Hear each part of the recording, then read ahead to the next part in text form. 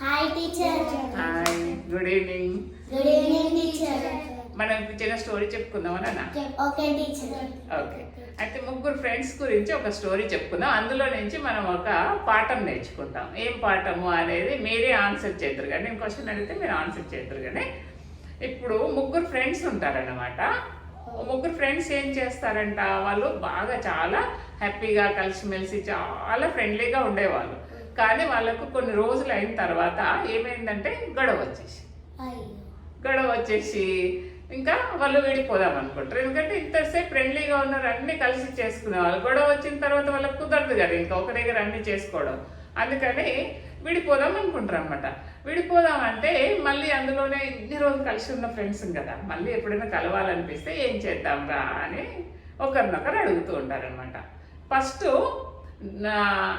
ఈ ఎవరెవరు ఎక్కడ కలవాలి అనుకుంటున్నాము అంటే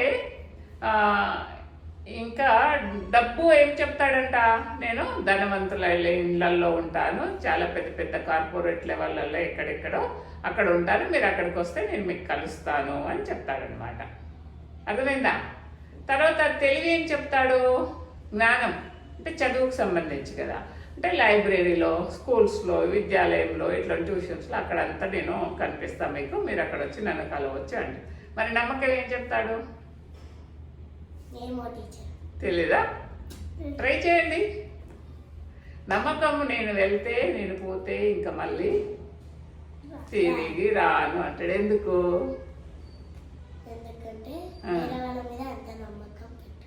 నమ్మకం పోతే మళ్ళీ తిరిగి వచ్చేది కాదనమాట. ఇప్పుడు ఎవరైనా నీ మీద నమ్మకంతోనే ఒకటేదో నమ్మి ఇచ్చారు కదా, ఏదో చెప్పారు, అప్పుడు నువ్వు అది దాన్ని కరెక్ట్ చేయకుండా నువ్వు ఆ నమ్మకాన్ని పోగొట్టుకున్నావు అనుకో, మాట ఇచ్చి నిలబెట్టుకోలేదనుకో, అప్పుడు నమ్మకం పోతుంది కదా. నమ్మకం పోతే మళ్ళీ వాళ్ళు నిన్ను నమ్మరు మనని.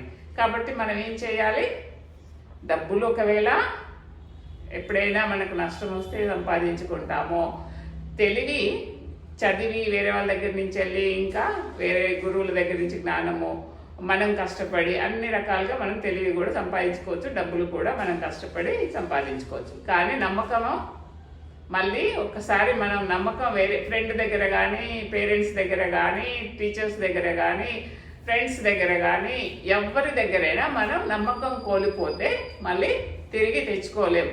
అంటే మీరు బాగా చదువుతారనే పేరెంట్స్ ఏం చేస్తున్నారు, మీకు మీ మీద నమ్మకం పెట్టుకుంటున్నారు. Very good Prajwal. నమ్మకం పెట్టుకొని ఏం చేస్తున్నారు విశ్రోత్? స్కూల్లో జాయిన్ చేస్తున్నారు. నెక్స్ట్ ఇంకేం చేస్తున్నారు పేరెంట్స్ మన కోసం? చదివిస్తున్నారు. బోలెడంత డబ్బు మన పైన ఖర్చు పెట్టేస్తున్నారు. అవునా? మనకి ఏం నేర్పించడం కోసం? మనకు తెలివి నేర్పిస్తున్నారు. ఆ జ్ఞానం నేర్పించడం కోసం డబ్బు ఖర్చు పెడుతున్నారు పేరెంట్స్. మనం ఏమి నిలబెట్టుకోవాలి మరి? నమ్మకం నిలబెట్టుకోవాలి. వెరీ గుడ్ రా శాన్వి, విశ్రుత్. నమ్మకం నిలబెట్టుకున్నప్పుడు మనం ఏమిస్తుంది, పేరెంట్స్ ఏం చేస్తారు మన పైన? హ్యాపీగా ఉంటాడు. చెప్పి ఓకేనా? చెప్పి నమ్మకం నిలబెట్టుకుందామా? విశ్వాసం, నమ్మకం, టీచర్. ఓకే, మనం అందరం అలా అంటే ఓన్లీ పేరెంట్స్ దగ్గరేనా?